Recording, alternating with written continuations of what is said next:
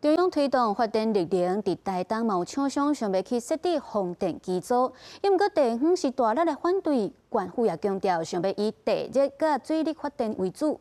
都有议员在咧质疑讲，这县府拢无定出绿能发电的目标，根本就看袂出来政策的成效。台东县推设绿能自主发电，以丰富的地热加小水力发电为主。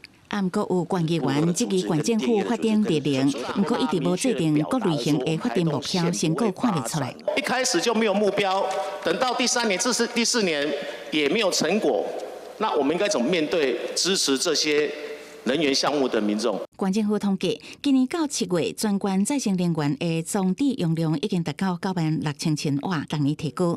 县政府讲会全力配合中央的绿能政策，不过总体的绿能占比需要中央相关单位来制定，地方对配合。县政府讲，绿能发电嘛需要符合地方民意甲利益，目前地热加小水力发电较符合台东县的民意。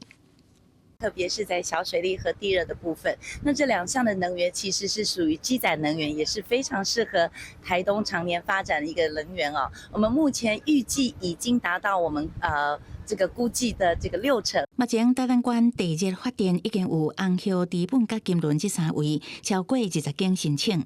小水力发电有4位伫上转，甲3个地点等伫规划。县政府讲会配合中央的政策，积极辅导业者，一定2026年发电量会阁提升。